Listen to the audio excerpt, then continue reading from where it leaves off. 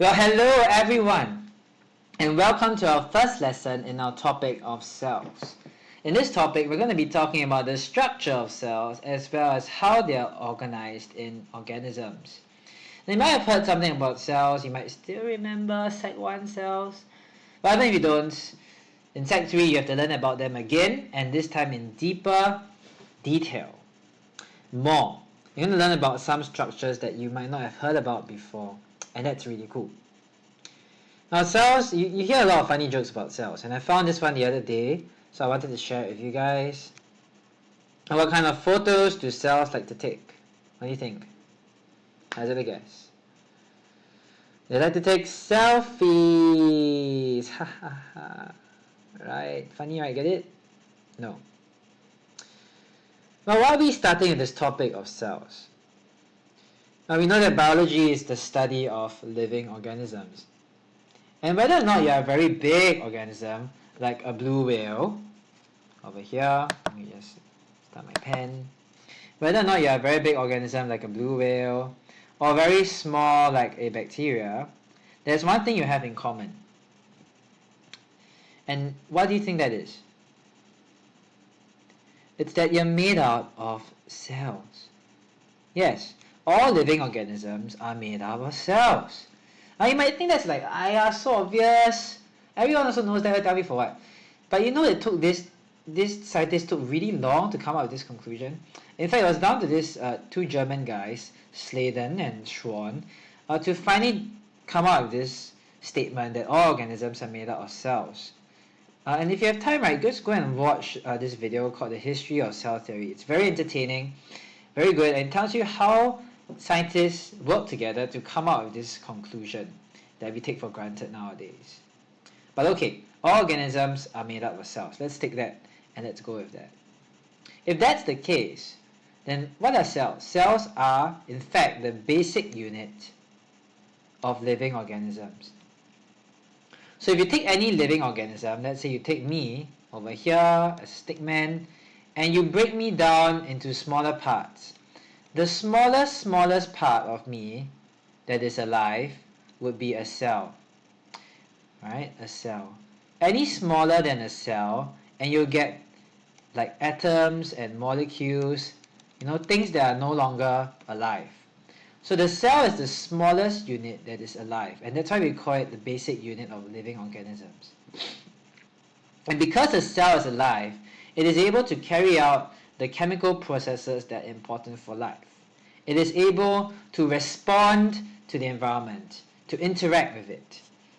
So in that case, cells are kind of a bit like a factory, right? It can actually sense, take in substances from the environment, do something of its own, work with these substances and do something in the cell, and then produce some substances to respond to the environment. Now one example for you, would be this cell that we find in the pancreas that produces a very special chemical called insulin, which we'll hear more about later, and which is actually the chemical that people with diabetes have too little of. Now this cell, what it does, can you see, it's able to sense, it's able to take in glucose from the environment, sugar, into the cell, and then it carries out some chemical process. So I put some chemical process here, boom, something happens in the cell, and it results in a response. The cell releases some substance, insulin in this case, to respond to environment. So in the whole topic of cells, we're going to be looking at what are the structures that a cell needs in order to do this, to respond to the environment, to carry out these chemical processes. So how have scientists studied cells over the years? Well, you can't see a cell with your naked eye. So scientists have had to use instruments such as the light microscope and the electron microscope to study cells. Now the light microscope is like the kind you will find in your school lab, haha! Right, and it allows you to see quite a bit. Now with the light microscope, with 1,000 times magnification, you can actually see most plant and animal cells. You can see the nucleus inside the cells. You can just about see this thing called the mitochondria. Now over here on this scale, you can see that cells range from about 10 to 100 micrometers. Okay, you might not have seen this before, and we can talk more about it in class. Okay, but it's a measurement called a micrometer. So cells are very small indeed. Go search it up as well and see how small a micrometer is. Now, any smaller than that, you actually need to use what we call an electron microscope. It's more powerful. You will never find this in a school lab. It's too expensive. No need kids running around using it.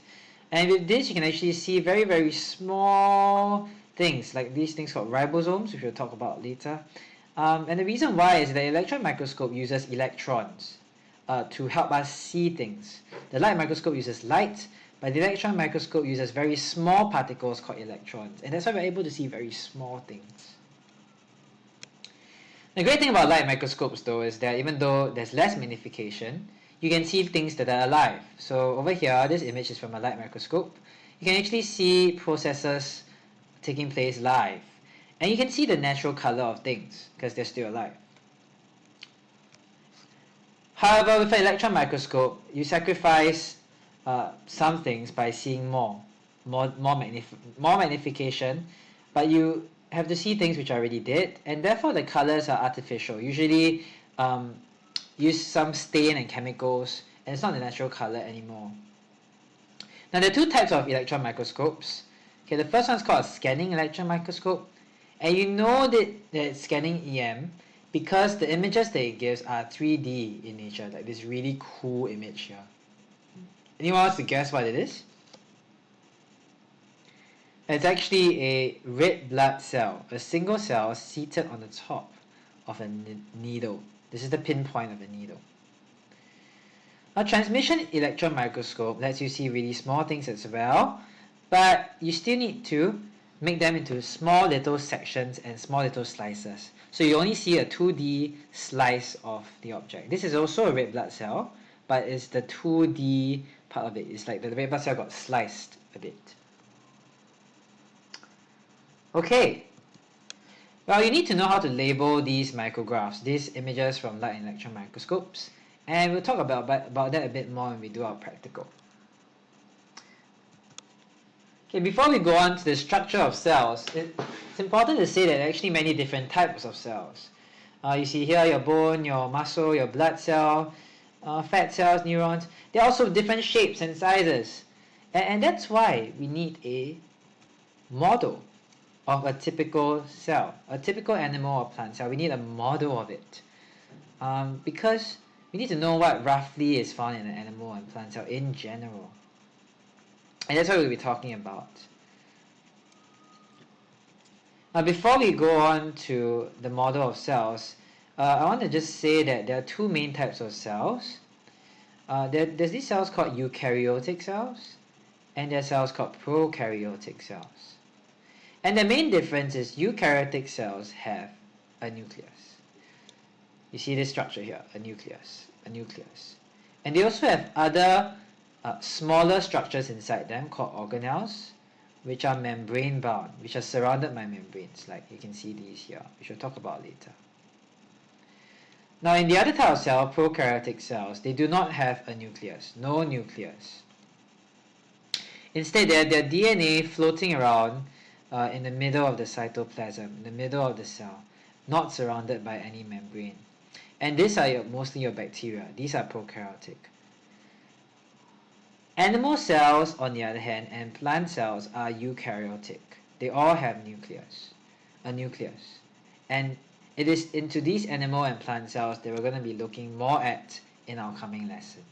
So stay tuned for that, and we're going to be looking at the structure of eukaryotic cells in our next lesson.